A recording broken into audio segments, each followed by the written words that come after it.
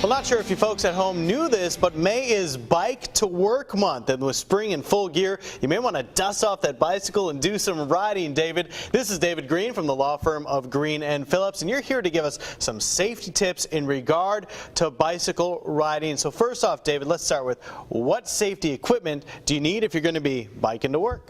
Well, it's very important to make sure you have reflective gear. Make sure that you have bright colored clothing, reflective gear. If you're riding at night, you want to make sure you have a light on the front and on the back. So there's several things you need to make sure that you have. And those are very important, so those cars and the people in trucks, vans, they can spot you when you're on the side of the road. And speaking of that, there is some confusion. People are not always sure what side of the street should they ride their bicycle on. I've seen bicyclists going one way or the other way, right down the center. Where should they be, David? It's a great question. You always want to go with the flow of traffic. Okay. Lots of times people think, well, gosh, I can go the opposite direction and I can see the cars coming. Not a good idea. You want to make sure you're traveling with the flow of traffic. All right, so what if you are driving a car and you come up on a bicyclist? Are there special rules for how you should pass the bicyclist if you're the driver? Absolutely. Bicyclists don't like this, but you should always let them know that you're there.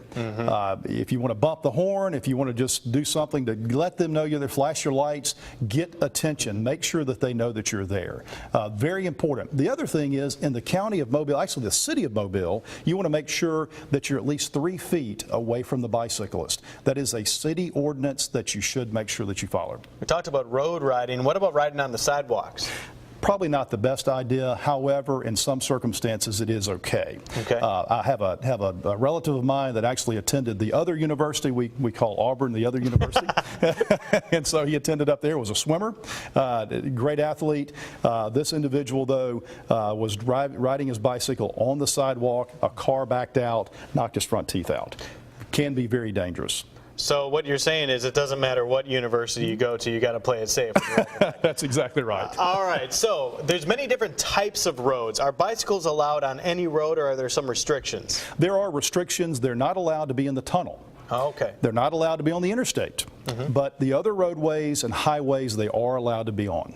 All right, so if someone is riding a bike and they're in an accident, they're hit by a motorist, tell us a little bit about what happens at that point, and also, has Greene and Phillips handled cases like this? Well, it's always a bad situation. It's almost like a motorcycle wreck. I mean, it's a lot of times you're on a bike, in a car, it could be a bad situation as far as the injury.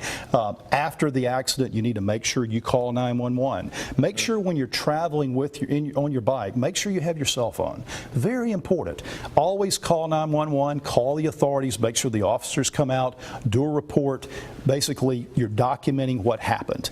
If you're able, make photographs of the scene and talk to witnesses. We know our officers out there are very busy. They're doing their job. They're getting the data that they're required to get, but they might not talk to all the witnesses. They're witnesses that he may not know about. Ask the questions. Ask around, did anybody see this? Can anybody give me a statement? Give me your name. If I can have your name and phone number, man, that can make all the difference in the world. And in turn, that can help you guys with some of your cases? Absolutely right. Over the years, we've handled lots of cases involving motor vehicle accidents, motor vehicles and bikes. I actually had one over on the Cochrane Bridge where a young man was hit by a commercial carrier, very severe leg injury. These accidents can be very, very severe. We've had death cases. As a matter of fact, we're involved in that case that just recently happened where the gentleman was killed by the fellow drinking and driving who left a downtown bar.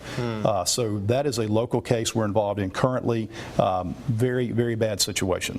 All right, David, well, thank you so much. And actually, the next time you stop by, we're going to be talking about drinking and driving as well. So stick around for that. In the meantime, you can get more information about Greene and Phillips on our website, Studio 10 on fox10tv.com. Thanks a lot, David. Thanks.